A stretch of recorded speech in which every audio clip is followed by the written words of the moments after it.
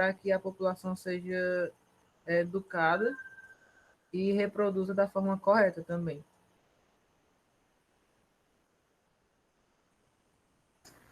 Muito bom. Mais alguma coisa, Ítalo? Não, alguém pode continuar já. Tá, quem pode continuar?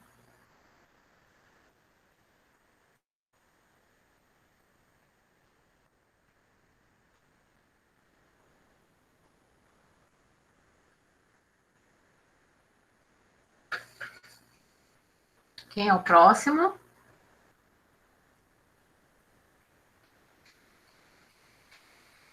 Jeane, Roberto, Pedro Ítalo, meninos que entraram mais cedo na aula. O que podem estar compreendendo, o que podem estar compartilhando aqui com a gente?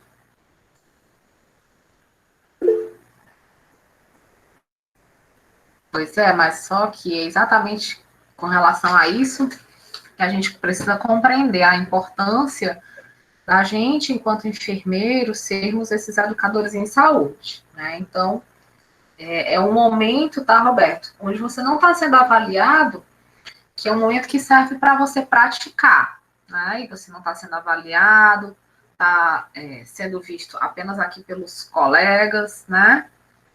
Não está num público desconhecido, então é um momento de você exatamente praticar, de vocês todos, na verdade, né? Poderem praticar os aprendizados.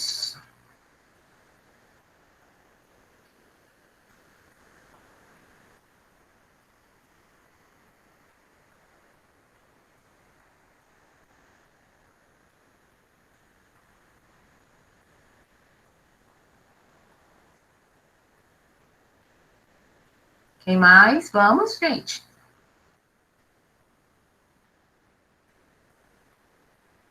Temos muito o que discutir ainda.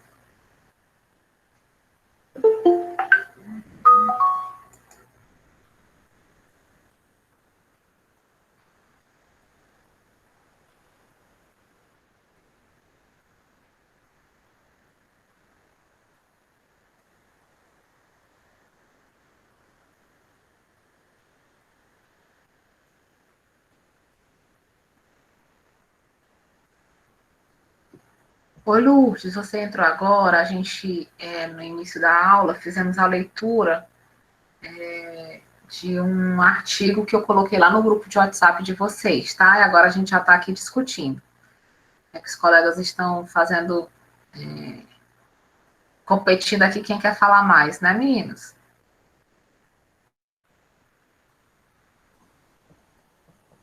Professor, eu estava observando outra parte aqui do artigo, Sim. que ele fala que a gente tem que se voltar um pouco para a atenção primária e levar um pouco dessa educação para a atenção primária. E é a partir dali que a gente vai conseguir algum resultado. E é realmente bem notório que na atenção primária a população está mais presente no dia a dia. Quando um pai ou uma mãe leva o filho para vacinar, vai para uma consulta de rotina, assim, eles estão praticamente quase todo dia, toda semana, presente no ambiente da atenção primária.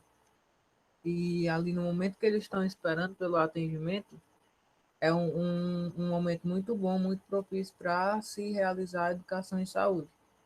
Porque aí não tem como na unidade de urgência a gente parar o atendimento para educar, de certa forma. Porque a gente vai estar em situações de emergência. Então, na atenção primária é bem mais propício para essa educação.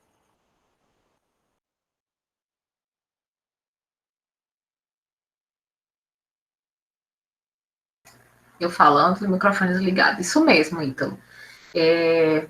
Por isso que dentro da portaria, né, nacional de atenção básica, e dentro do contexto mesmo do SUS, né, que vocês vão ver lá quando vocês estiverem vendo a disciplina de políticas de saúde, vocês vão ver que a distribuição, a forma de organização, né, dos níveis de atenção, ele é baseado exatamente nesse contexto, né? onde a educação em saúde ela vai se fazer muito mais presente na atenção primária, né? Só que, infelizmente, hoje, o que muitos de nós, né, na atenção primária, muitos de nós fazemos são ações dentro da atenção primária que não são ações que estariam voltadas para a atenção primária, né? A gente faz muita atividade, muita atribuição, que seria da atenção secundária, que é a atenção especializada, né? Que é estar renovando receita, que é estar fazendo acompanhamento de paciente que já tem doença, então isso se chama de prevenção secundária, vocês vão ver também lá no próximo semestre, inclusive comigo, o processo saúde-doença, a disciplina de processo saúde-doença, né, onde a gente vai conhecer de forma mais detalhada como é que se dá esse processo de organização de atenção primária, atenção secundária, atenção terciária, e o que cabe a cada uma delas, né? E aí fica muito para a gente fazer o que seria de responsabilidade de outros níveis de atenção, enquanto que a gente acaba não tendo tempo, infelizmente, para fazer educação em saúde na atenção primária, né? E, como você bem colocou, apesar da gente ter mais dificuldade de fazer a educação em saúde na atenção secundária, na atenção terciária, mas é também, né, de fundamental importância que a gente organize o nosso tempo ou organize o nosso processo de trabalho, né? Por exemplo, a minha experiência que é num hospital de alta complexidade, mas no qual as orientações, né, de educação em saúde, elas vão fazer toda a diferença na continuidade do tratamento, a gente organiza os nossos processos de trabalho para que todos os nossos pacientes eles recebam alta com orientações de educação em saúde. Então, ele recebe alta da nutrição, e aí a gente vai depois conhecer um outro artigo, que é exatamente essas múltiplas facetas. Essa multidisciplinaridade, né? Então, a gente tem orientações da fisioterapia, orientações da nutrição, orientações da agente da enfermagem, orientações do médico, né? Obviamente, essa educação em saúde, cada um no seu quadrado, como diz a música, né? A nutrição, ela vai dar as orientações de educação em saúde alimentar. Nós, da enfermagem, vamos estar estabelecendo um plano de cuidado mais voltado para o autocuidado ou para o cuidado domiciliar, né?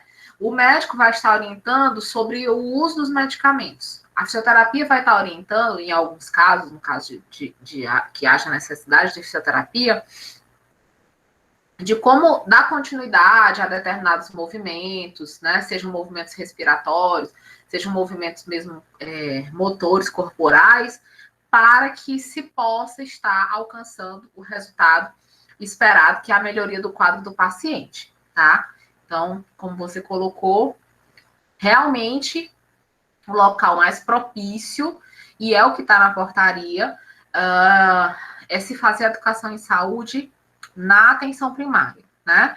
Até porque a gente vai conhecer também um pouquinho das metodologias de ensino e aprendizagem, e a gente vai ver o quanto essas metodologias elas são mais propícias, elas são mais adaptáveis para a atenção primária, né, do que para um ambiente hospitalar, por exemplo, ou para um ambiente de policlínica, por exemplo, tá? Vamos, meninos, vocês vão deixar só o Ítalo falando. Quem tiver vergonha em falar, com o nosso amigo Roberto, pode digitar que eu leio aqui para a turma.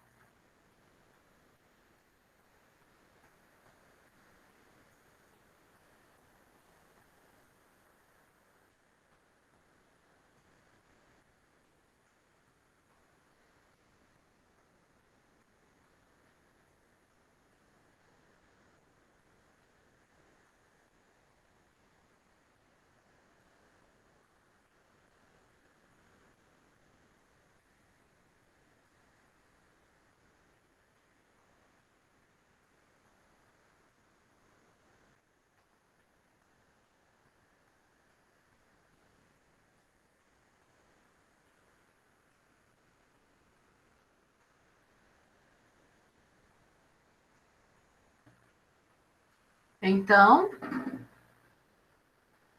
nada.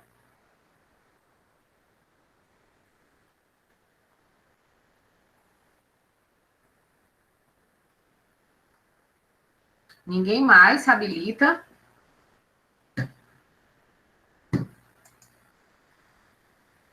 Então, vamos lá. Bom, dos pontos, né, que o artigo trouxe para a gente, ele é um estudo qualitativo, né, onde ele fez a sua coleta de dados buscando de forma subjetiva, né, a situação no qual ele escolheu para estudar, né? E aí,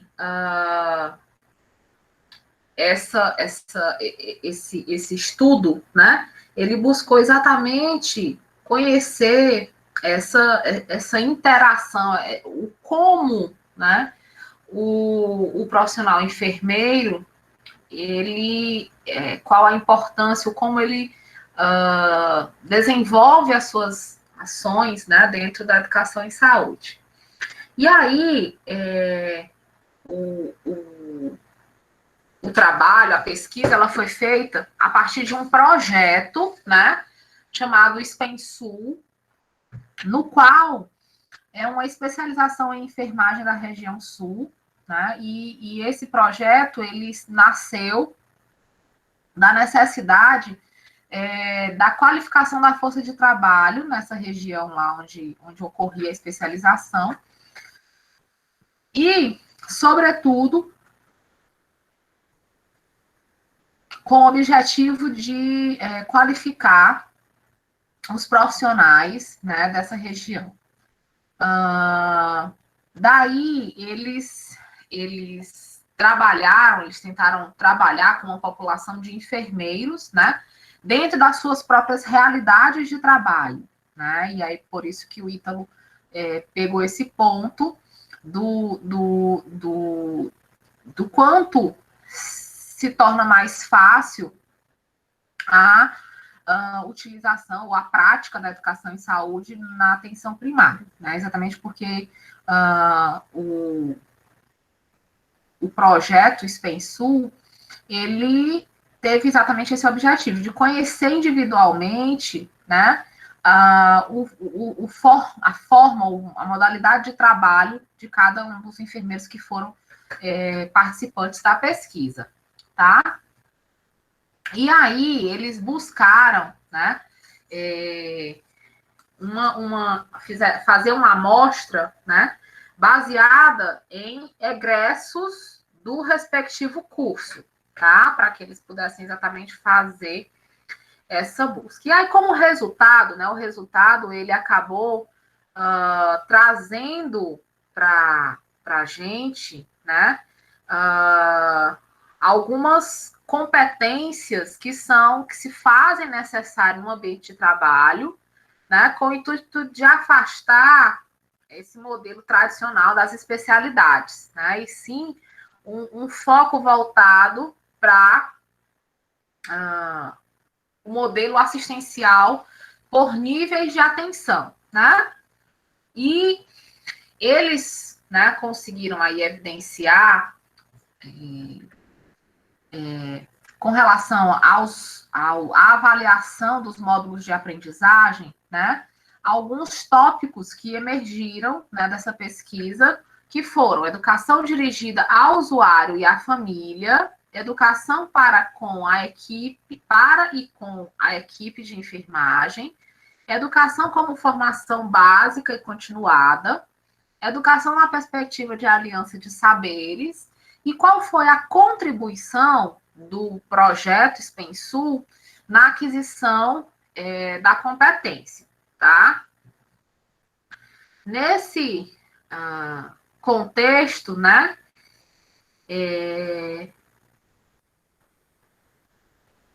nesse contexto, eles acabaram fazendo o levantamento item a item, né, relacionado a esses. E aí, um dos contextos trazidos, né, é exatamente a forma, né? Como é que o enfermeiro, lá no seu campo de trabalho, ele consegue produzir essa educação em saúde, né? Conforme essas linhas aí, essas categorias que foram elencadas, né? E aí, quando se trata da educação dirigida ao usuário e à família, que é o que a gente chama mais popularmente de educação em saúde, os enfermeiros, né, participantes da pesquisa, eles enfatizaram bastante, né, que o papel deles enquanto educadores se tratava muito mais de um repasse de informações. Isso a gente viu há umas 2 aulas atrás, que essa figura do professor, desse professor que se utiliza de uma prática chamada tradicional, né? Onde ele é o repassador de informação.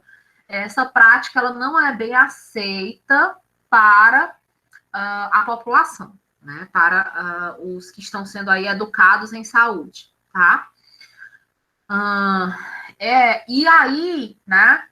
Acaba que as ações elas se tornam fragilizadas, né? As ações de educação em saúde que deveriam ter um potencial gigantesco diante dessa população,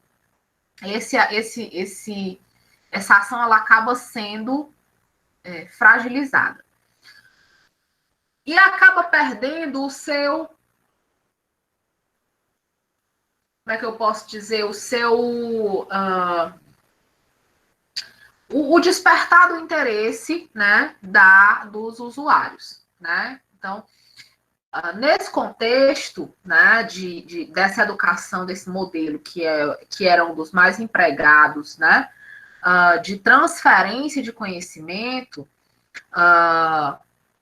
muitos autores eles são muito controversos, né, sobretudo os autores que são educadores socialistas, né, que defendem aí a igualdade de conhecimentos, que defendem a capacidade, né, homogênea de todos, tá? Como Paulo Freire, por exemplo, ele traz exatamente essa questão do desenvolver, né, nos sujeitos uma vontade, né, uma consciência crítica e uma vontade de se transformar, né, de transformar a si mesmo baseado no conhecimento, né, baseado naquele conhecimento construído, tá? Então, o que isso objetivamente faz, professora? Objetivamente, gente, quando eu apenas com ar de superioridade repasso informações, né? E aí existem vieses, tá? Por quê? Porque também, gente, não vamos ser hipócritas, né? Nós vamos ser enfermeiros, como diz a minha avó, enfermeiros formados, né? Aí eu sou um enfermeiro formado, e aí eu posso me igualar, né, a uma pessoa analfabeta, né? De acordo com o pensamento da educação socialista, é assim que deveria funcionar, né? Então, assim, eu, um enfermeiro formado, vocês, daqui a 3, 4 anos, né? Enfermeiros formados vão estar fazendo uma ação de educação em saúde sobre hipertensão arterial. E o público de vocês são pacientes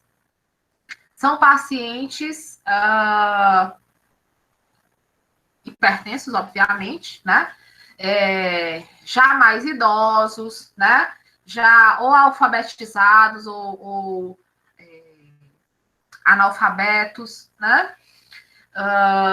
Pessoas que não têm um nível de formação tão elevado quanto vocês, né? E aí, no contexto do conhecimento sobre hipertensão arterial, sobre o tratamento, sobre os cuidados, né, sobre as possibilidades de complicações por conta de uma crise hipertensiva. Assim, gente, eu, né, particularmente, não consigo conceber que o paciente, ele tenha mais conhecimento do que eu nesse assunto, do que vocês nesse assunto. Ah, se não tem alguma coisa errada, gente.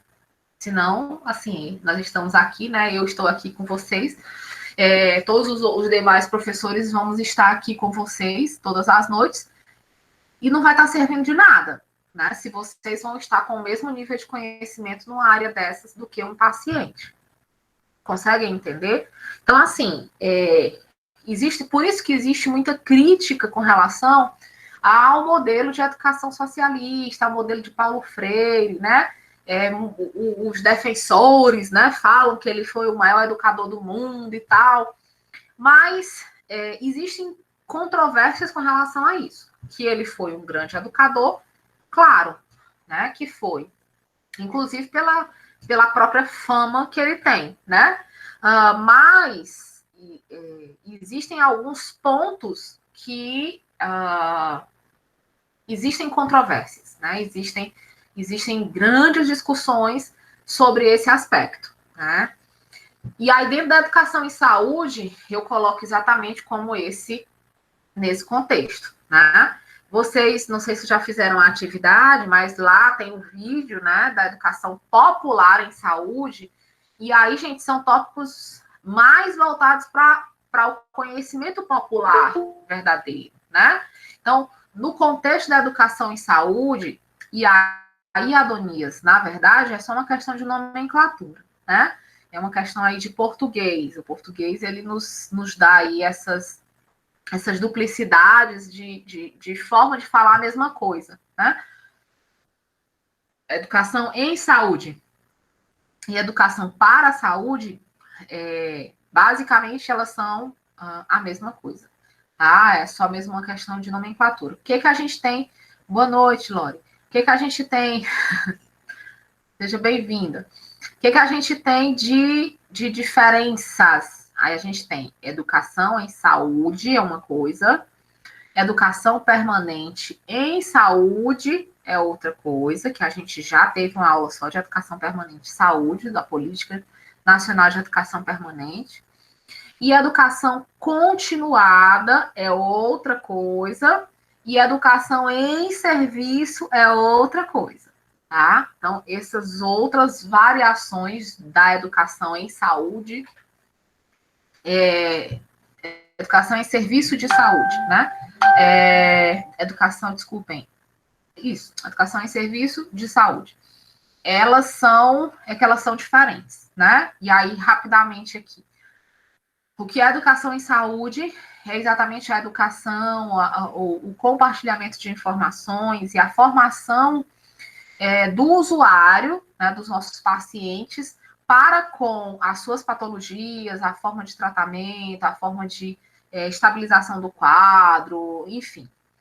A educação permanente em saúde, vocês devem lembrar, que é aquela educação voltada para profissionais da saúde, com vistas a trazer transformação na realidade do trabalho deles, né? Então, são ações que vão estar voltadas para a melhoria, para a busca da qualidade do serviço realizado, dos processos de trabalho.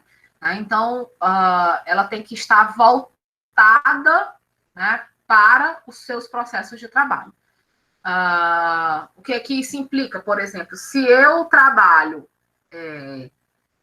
numa UTI, né?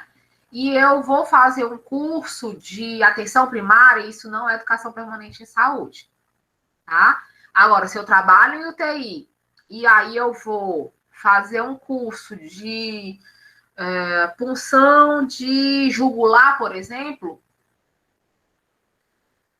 aí sim, isso é uma educação permanente em saúde, porque eu vou ter o reflexo dessa educação, dessas ações, lá no meu ambiente de trabalho quando eu retornar. Falei também da educação continuada. A educação continuada é o nosso processo de formação, é algo individual. né? Eu fazer um curso técnico em enfermagem, depois eu fazer uma graduação em enfermagem, depois eu fazer uma especialização, depois eu fazer um mestrado, depois eu fazer um doutorado, depois eu fazer outras e outras pós-graduações, tá bom? Isso é o que a gente chama de educação continuada. E, por último, que eu já falei, a educação em serviços de saúde, né? E como é que se dá esse processo? É similar à educação permanente, mas ela é em loco, ela é ali no local de trabalho, né? Tipo a Doninha está fazendo aí agora, né? Brincando. Mas, assim, é aquela educação onde aquele processo de formação, onde, né, os educadores, os formadores, eles vão em loco lá no paciente e, né, realizam a ação educativa lá no nosso ambiente de trabalho, ok? Então, basicamente, são essas as diferenças. E aí, voltando aqui para o nosso artigo, tá? A Lore que chegou agora, a gente está aqui discutindo, já finalizando a discussão de um artigo. O artigo está lá no ambiente, no grupo de WhatsApp, depois você pode ler com calma, tá, Lore? O que impactou ainda nessa questão? Que o processo educativo, né, ele precisa envolver o usuário e o familiar para que haja, gente, uma significação daquelas ações educativas. Então, eu não posso chegar lá, e aí eu já falei isso aqui para vocês, eu não posso chegar lá já com a metodologia pronta. Eu tenho que chegar lá, sentir o público, e aí sim, né, eu tenho que ir aí com uma mala de possibilidades de ações, para que, conforme o meu público, eu veja qual é o que se adapta melhor, tá? Então, é nesse contexto, né, que nós precisamos compreender. E aí, por exemplo, é o mesmo desafio da gente enquanto professor, gente, tá? Vão ser os desafios de vocês nas suas ações de educação em saúde, tá? Por quê? Porque, por exemplo, a gente planeja uma aula, planeja de uma forma, né? Apresenta a forma que a gente pensou dessa aula e, de repente, a turma aceita ou não aceita. Não no sentido de que o professor vai perder a sua autonomia com relação à turma. A aula ela vai seguir, né, as orientações do professor, mas de repente o professor vai acabar não tendo o retorno esperado por ele, entendem? Então, quando vocês forem planejar suas ações de educação e saúde, vocês vão precisar exatamente estarem atentos para isso, né? E aí, como eu falei um pouco mais cedo, quando o Roberto falou que estava com vergonha de falar, por exemplo, a nossa aula de hoje, né, ela é uma metodologia ativa, né? Ela é uma sala de aula invertida, onde vocês, diante de um conteúdo, vão ler esse conteúdo, vão estudar sobre esse conteúdo, né, e vão aqui compartilhar o conhecimento de vocês, para que ao final da aula a gente consiga construir esse conhecimento juntos, né? Baseado em quê? Baseado naquilo que a gente leu, baseado naquilo que o meu colega interpretou de uma forma e eu não tinha conseguido ter essa visão que ele tinha tido, entendem?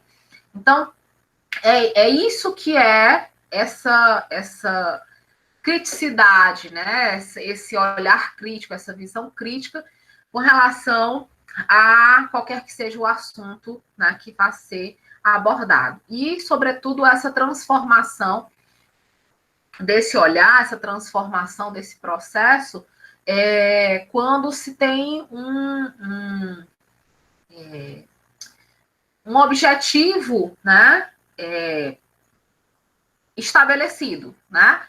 Quando a discussão ela é direcionada, diferente do que eu fiz hoje. Hoje eu falei para vocês lerem o artigo, mas eu deixei vocês à vontade para falar dos tópicos que mais despertaram a atenção de vocês no artigo. Eu poderia muito bem ter solicitado para vocês lerem o artigo e ter trazido já questionamentos em cima do artigo, entendem? Então, vocês podem estar fazendo aí, estarem se utilizando desses dois, né, desses dois formatos dentro de uma mesma metodologia. A gente vai ter uma aula, acho que, se não me engano, é a próxima aula, exatamente com alguns modelos, né, que nós temos de metodologias ativas dentro do processo de ensino-aprendizagem, tá? Mas, assim, o que é importante, pelo menos o que eu gostaria que ficasse bem fixado para vocês hoje? A primeira coisa é que nós somos responsáveis pela construção do nosso conhecimento, tá? Não existe mais a ideia, gente, da transferência de conhecimento. Essa, sim, é uma das ideias de Paulo Freire que são validadas. Não existe, gente. Eu não consigo transferir. O que é transferir? Quando eu peço, Lore, transfere aí R$200 para minha conta, o que a Lore vai fazer? Vai pegar lá R$200 da conta dela. A Lore vai dizer que tá lisa. E vai me dar, vai transferir. Ela vai ficar sem R$200 e eu vou ficar com R$200 dela. Então, a lógica da transferência do conhecimento, ela realmente não existe. Paulo Freire, nesse ponto, está certo. Agora, a lógica de que o volume de conhecimento, ele independe de pessoa para pessoa, isso está errado. O que se pode avaliar é até a questão, e é uma outra teoria, inclusive levantada anterior a Paulo Freire, que é o aluno, né? O sem luz, o indivíduo que não sabe de nada. Claro que é lógico que nós sabemos alguma coisa, nós sabemos um pouco de alguma coisa na vida, né?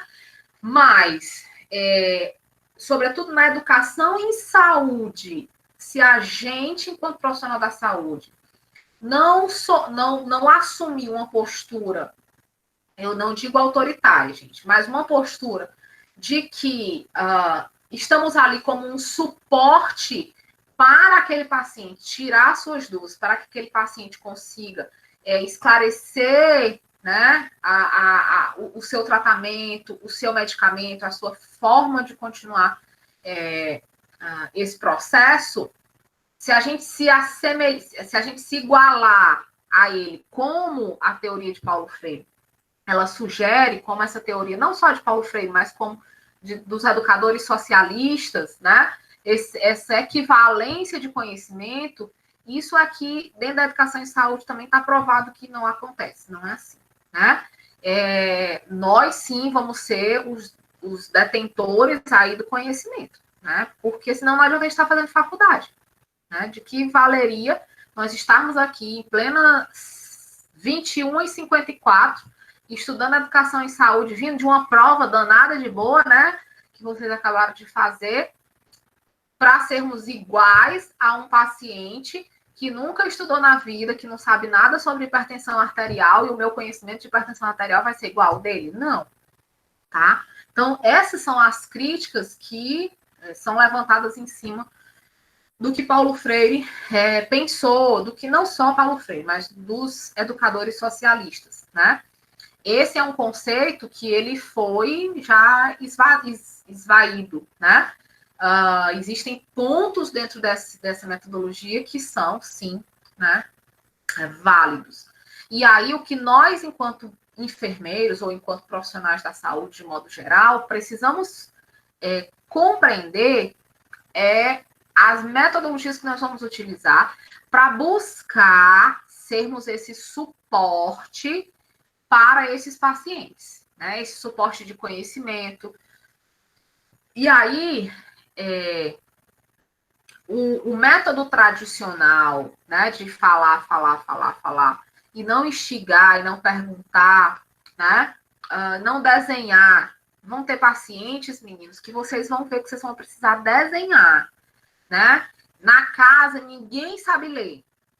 E aí vocês vão desenhar, né? O comprimido, o captopril é o comprimido azul. Ruim quando muda de laboratório e aí ele vem de uma cor diferente. Aí o captopril é o comprimido azulzinho. Vai tomar aí desenha um sol, que é na hora que acorda. O outro desenha um prato de comida, que é na hora do almoço. E o outro é na hora de dormir. Né? Então, você tem que desenhar. Eu já fiz isso, gente. Trabalhei muito pouco tempo na atenção primária, mas eu tive que fazer isso porque o paciente não entendia, né? Então, você falar que ele tem que tomar um comprimido 7 horas e 19 horas. Ele lá sabe o que é 19 horas, entende? Então, isso não é a gente achar que ele não sabe. É fato, gente, é fato. Cada vez mais se percebe o quanto o nosso sistema educacional ele está forjado, digamos assim, né? Você pega pessoas que entram aqui no nível superior, como vocês estão adentrando, gente que não sabem ler, né? E, no entanto, concluíram um ensino médio, né? Professor, tem gente que não sabe ler? Não, não no sentido de não saber ler, né? Mas, assim, lê, mas não sabe o que ler, né? Que é o processo de compreensão de texto, né? Eu tinha uma disciplina quando eu estudava lá no colégio, que era chamada de compreensão textual. Né? Você tinha que ler, aí você lia lá, abri aqui o artigo. O processo educativo em saúde procura envolver os usuários. Aí você tinha que entender, interpretar isso aqui, gente. O que isso aqui quer dizer? Tá? Isso é interpretação de texto, certo? A gente tinha a parte da gramática, ou é artigo, processo, é substantivo, e aí, sei lá, tô chutando aqui que faz muito tempo que eu não estudo gramática, né? Mas você tinha o processo de interpretação de texto. Você tinha que conseguir traduzir, né, o que esse texto ele estava falando para vocês, né? Exatamente, né? É exatamente a leitura e interpretação de texto. Isso, gente, vai ser fundamental para vocês, certo? Vocês estão chegando agora, né, estão iniciando a faculdade agora, e eu falo muito, aproveitem toda e qualquer disciplina. Toda e qualquer disciplina vai ser necessária lá na frente, tá? Então, aproveitem. E precisamos, né? Nós, enquanto enfermeiros, a gente precisa ler e escrever muito bem. Né? É uma condição sine qua non, né? É que nós, enfermeiros, nós consigamos ler e escrever muito bem. Tá? Não é aquela letra caligráfica, não, porque hoje em dia ninguém nem escreve quase mais nada. Né? A gente faz digitar. É escrever, é saber escrever, é saber redigir um texto, né? Que o texto tenha um sentido lógico, né? Ok? Dúvidas, perguntas? Professora, naquele vídeo que a senhora postou lá no AVA, que tem até que eu esqueci agora como é o nome da senhora lá, que ela até fala, né, sobre os tipos de educação, ela cita muito Paulo Freire, né, dizendo que ele, digamos assim, popularizou, né, a educação, principalmente, não só a educação normal, né, em si, como a educação em saúde, porque tirou muito aquela condição do paciente ser só o paciente que está ali, que não sabe de nada, para ser alguém que já chega com algum tipo de conhecimento.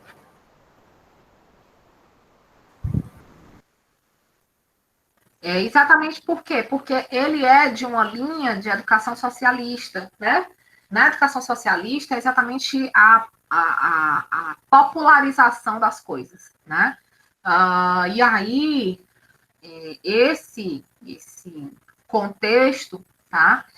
Lore e os demais, é o que a gente estava discutindo aqui agora, que existem muitas controvérsias, né? Por exemplo, o fato do paciente, ele tem algum conhecimento prévio, tem alguma experiência de vida prévia? Tem, claro que tem. Mas essa experiência de vida prévia, esse conhecimento prévio que ele tem, nem sempre é o correto. Porque, por exemplo, quando eu perguntei a vocês, acho que foi a aula passada, né? Quem já viu um paciente que o enfermeiro orienta a receita, você tem que tomar tal remédio assim, assim, assado. Quando você cuida que não, a vizinha disse para ele que se ele deixar o remédio, encostar o remédio, começar a tomar chá de casca de maracujá, ele fica bom, e ele deixou o remédio e foi para o chá da casca de maracujá, né? Então, é isso que tem que se ter cuidado com a informação. Que ele tem algum tipo de informação, que ele tem algum tipo de conhecimento prévio, com certeza, isso ele tem, né? Agora, se essa informação, se esse conhecimento prévio que ele tem vai ajudar ou vai complicar a nossa educação em saúde, é que mora o perigo. É que a gente tem que se atentar, né? Mas é muito isso, né? Em alguns pontos, a teoria dele tem razão, né? Essa popularização, enfim. Mas em outros pontos, existem essas controvérsias exatamente por conta da nivelação que ele faz. Ele faz uma nivelação, assim, grotesca, né? Socialista, né? Não faz jus a mérito, né? O socialismo ele tem muito disso, infelizmente, né? O mérito de estudar não vale nada, né? Você é igual ao que não estuda nada. O mérito de trabalhar não vale nada. Você é igual à pessoa que não trabalha. Você tem que ter os mesmos direitos que a pessoa que não trabalha, né? Então é mais ou menos nesse sentido que a educação, né? Esse modelo de Paulo Freire e dos demais educadores socialistas, eles têm as suas controvérsias, né? Enfim. Dúvidas, perguntas, mais alguma coisa? Vou finalizar aqui o processo de gravação, tá bom? Enquanto vocês